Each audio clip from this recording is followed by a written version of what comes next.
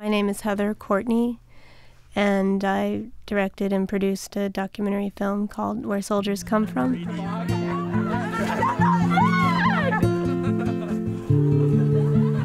I just felt like I needed to do something with my life.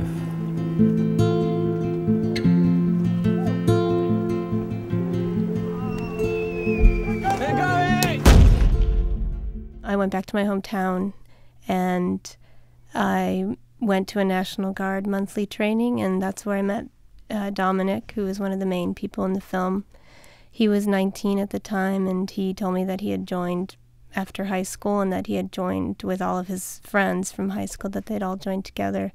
So I decided to start filming them then, even though they weren't soldiers yet. They were just in the National Guard, so they would just have monthly trainings and then just live normal teenage lives. So I thought it would be interesting to sort of follow these guys, and as I started to film, it became a story about growing up more than anything else, and the choices that you make. I've always felt pretty responsible for everyone because I was the first one to join. I hope no one's really messed up over it, but some people might be. Eventually the film becomes a film about the war at home and how a faraway war affects not only these young men but also their loved ones and the town where they come from. I can see you. How are you guys doing? Love you. Bye.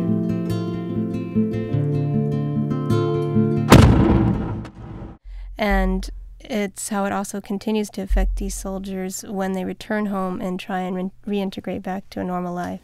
From the Deputy Chief of Staff of the United States Army National Guard. And there's a particular concern for members of 1431st Engineer Company, as the unit has been nationally recognized for surviving repeated attacks by improvised explosive devices.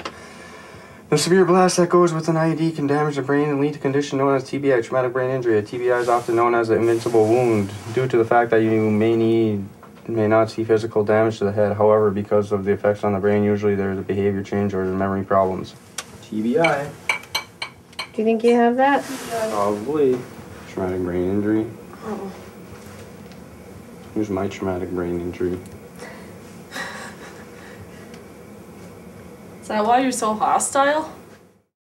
What I was most surprised about when I kind of saw the film as a whole was seeing how much they had changed in these 4 years. Because when I look at the first interviews I did with them, they were just so young and fresh-faced and, innocent. And then you see the interviews towards the end of the film, and they're totally different. They've totally, they're not young, innocent kids anymore, so. Before I got to Afghanistan, I knew about compassion, but never really felt it or looked into it. What I hope is that people will feel like they know them and have maybe be less removed from these wars. I think it's really easy to forget that these wars are even going on.